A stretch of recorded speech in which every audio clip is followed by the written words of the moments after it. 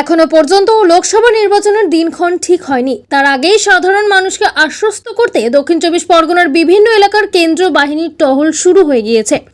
বুধবার দক্ষিণ চব্বিশ পরগনার কাকদ্বীপ বিধানসভার অন্তর্গত পুকুরবেড়িয়া, কামারচক সহ সুন্দরবন পুলিশ জেলার বিভিন্ন প্রান্তে এক কোম্পানির কেন্দ্রীয় বাহিনী রুট মার্চ করছে। সঙ্গে সুন্দরবন পুলিশ জেলার পুলিশদের তত্ত্বাবধানে বিভিন্ন স্পষ্টকাতর এলাকাগুলিতে কেন্দ্রীয় বাহিনী টহল শুরু করে দিয়েছে। সাধারণ মানুষদের কাছে জিজ্ঞাসা করছে কোনো রকম অশান্তি বা বিশৃঙ্খলা এই এলাকায় হচ্ছে কিনা, ভোটারদের প্রভাবিত করছে কিনা কোনো রাজনৈতিক দলের নেতৃত্বরা, সেটাও জিজ্ঞাসা করছে। এর পাশাপাশি কেন্দ্রীয় বাহিনীরা ভোটারদের আশ্চর্য করছে, আপনারা ভোট নিজেই দিতে পারবেন, ভোটদানে বাধা থাকবে না, অবাধ ও শান্তিপূর্ণ নির্বাচন হবে। সুন্দরবন পুলিশ জেলা বিভিন্ন স্পর্শকাতর বুথগুলিতে টহল দেওয়ার পাশাপাশি সাধারণ মানুষের সঙ্গে কথা বলছেন কেন্দ্রীয় বাহিনী। ভোটের আগেভাগে কেন্দ্রীয় বাহিনী এলাকায় টহল শুরু করাতে কিছুটা হলেও স্বস্তির নিঃশ্বাস ফেলছে স্থানীয়রা।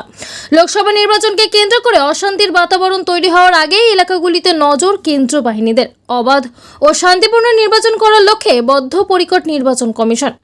অবাধ শান্তিপূর্ণ নির্বাচন করার লক্ষ্যে আগেভাগে বিভিন্ন এলাকাগুলিতে মোতায়েন করা হয়েছে কেন্দ্রীয় বাহিনী।